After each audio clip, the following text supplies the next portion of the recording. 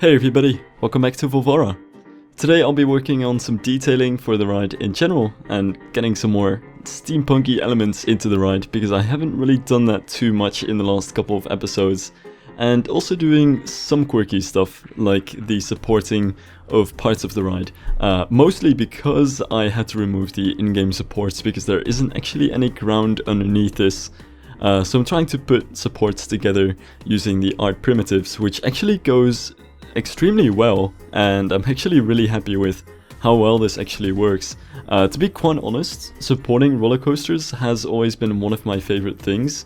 Getting into this so many years ago with Roller Coaster Tycoon 3, where it was very much the custom that everybody would custom support roller coasters, and the same goes for No Limits, even though I've barely done that as much. But it's something which can be a lot of fun, and it isn't really possible for too many of the rides in Planet Coaster given the hitboxes that they have, but this coaster type is the one exception where you can actually have the custom support pieces, or in this case the art primitive pieces, or any scenery piece for that matter, connect with the track of the coaster, actually go through it for a little bit. So you can actually make custom supports for this coaster. And that is awesome news, not in the least because it means that I can actually have some track over here which isn't completely floating, but I would love to actually experiment a little bit more with supports at some point in the future. I want to give a huge shout out already to FreetheBear, who I've talked about in the latest Quali Beach and in the Path tutorial, but I just want to do it again because he made an Intamin Megalite a few months ago, which was one of the first fully custom supported coasters in Planet Coaster.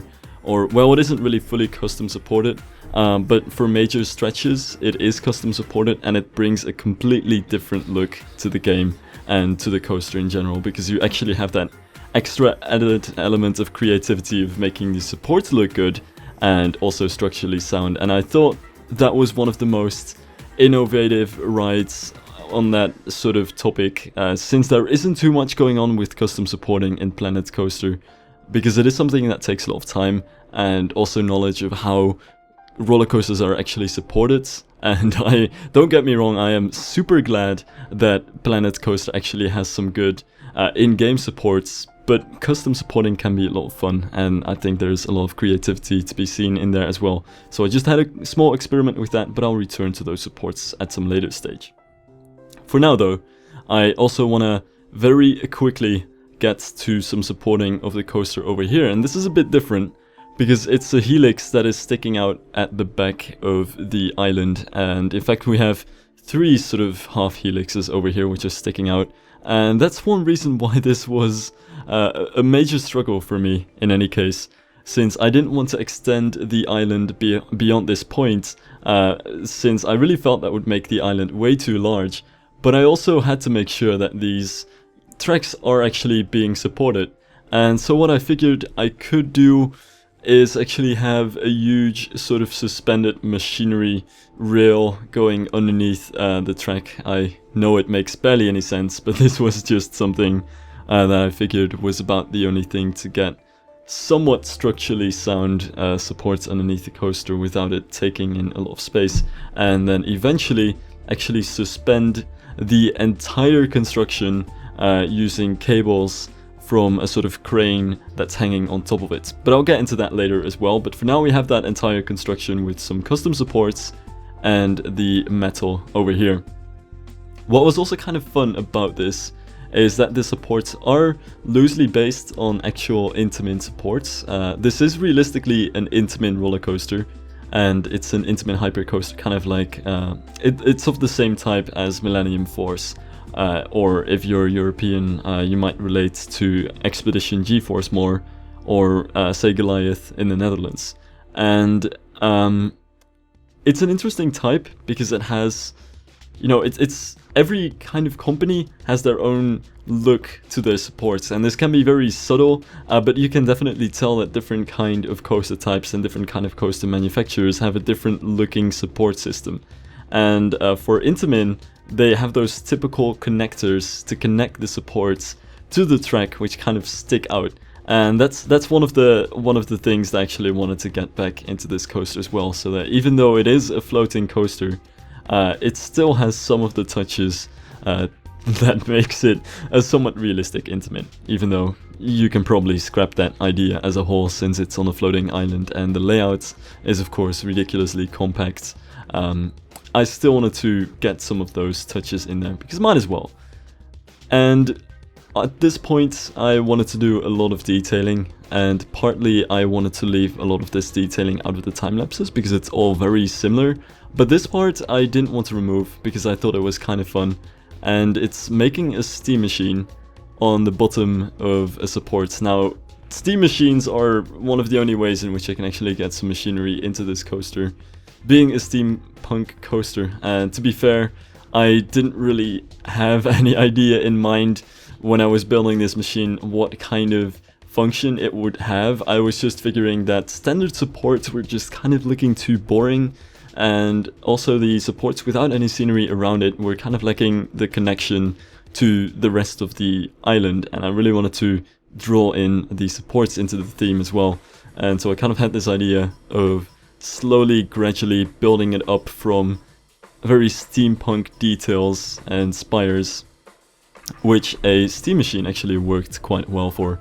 So that was something that I did want to get in here, and obviously what it also gives you an excuse for is once you have that machine, you can actually have all of the pipes and all of the gears and everything around it to have a lot of interesting detail to look at on the sides as well. It also kind of gave this little platform a function, which I was very happy to do, since I was having a really hard time coming up with a function for this small platform. It was hanging empty on the side of the island for quite a while, and I'm actually quite glad that I've been able to actually fill in something over here.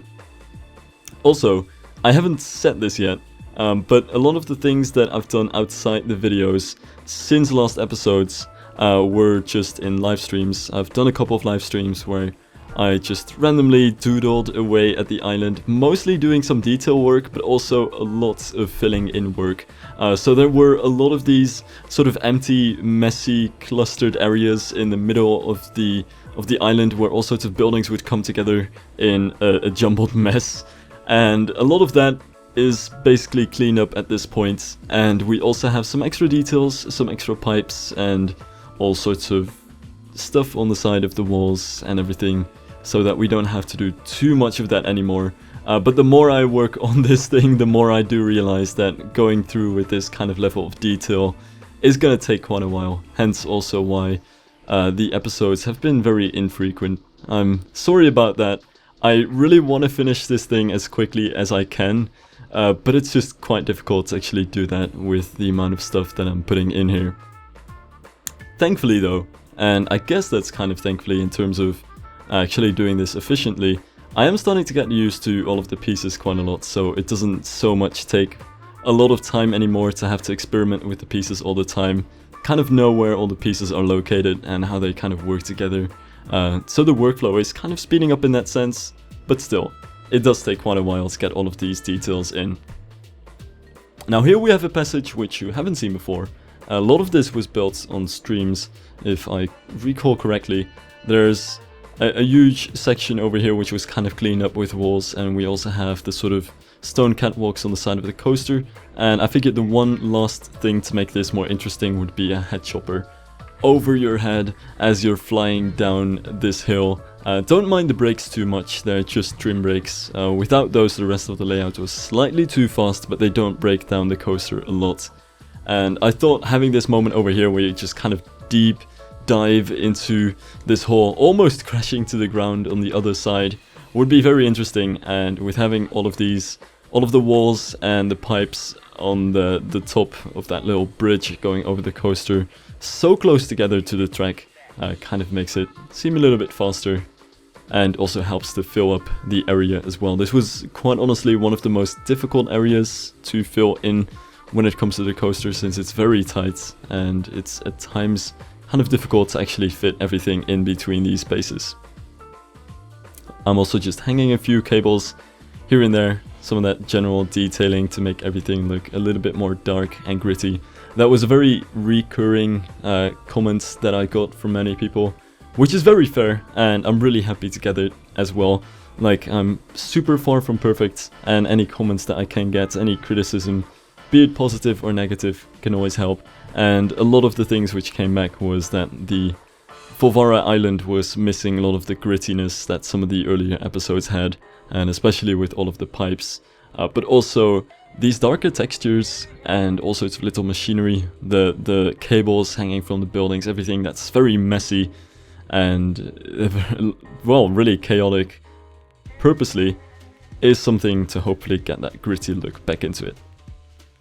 Now I'm just finishing off some of the pipes over here to also get some detailing into these towers, and that is really almost it for this area. What I, by the way, thought was very interesting is that during this coaster I've really gotten some extra love for all of the Christmas candies and cookie items, since some of the cookies actually play a role as any kind of like detailing on the walls. That's kind of the funny thing about making details like that. At some point I was just randomly sticking items into walls and just see whatever would stick, pretty much. And some of the cookies and candies actually have some very good unique textures that you can use for these kinds of things. So the waffles, for instance, have that almost sort of metallic look to it that you would otherwise have to sink some animatronics into the ground for instance, or the round cookies, not entirely sure what they're named actually, can give you some of those round shapes, which is sometimes very hard to get into. So yeah, especially in terms of shapes and textures, giving the candies different colors than they're supposed to and kind of sinking them into things to experiment a little bit with them can give you so many different uses beyond just being simple candies. That it's kind of like the gingerbread decorations in that way. They are the Christmas decorations, but just by virtue of adding new shapes and textures to play with in the game, they actually open up all kinds of new possibilities. Anyway, that was my little rant about candies in this game. One of the last things that I wanted to get into was the crane to actually suspend the cables from that are going to support the coaster supports on the Helix. And I was actually struggling with this thing a pretty embarrassing amount, trying to get it in such a way that it didn't look too heavy, that it was dwarfing the cables that I was trying to hang the entire construction from, while at the same time not making it so small that it seemed like the entire thing was just unstable. And especially the connection from the crane to the actual cables is still a pretty difficult thing, and definitely something that I might want to experiment a bit more with as well. But for now, I just decided to leave it the way that I did, which is with this round crane, a small little connection point where all of the different cables are hooking onto, and then they're hooking into the entire line of all sorts of gears and stuff. I also realized what you see on the outside of the gears is actually a candy piece as well.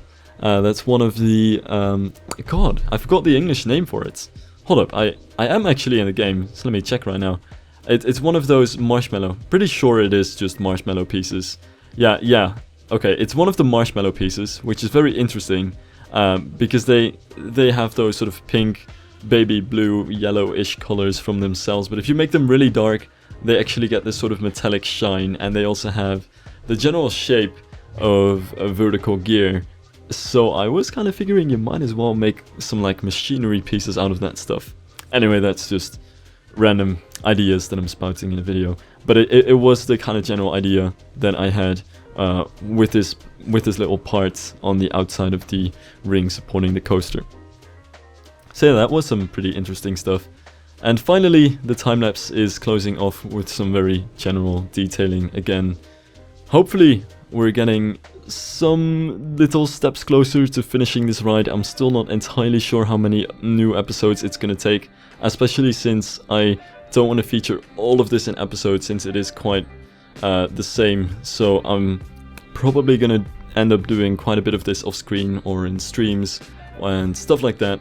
My end goal is finishing Volvara, and how we're gonna get there is honestly a little bit of a smaller worry for me at this time.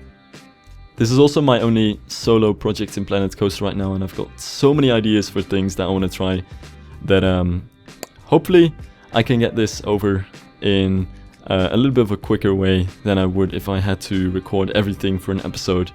And we'll move into some other things. But for now, thanks for watching, and I hope to see you guys in the next episode.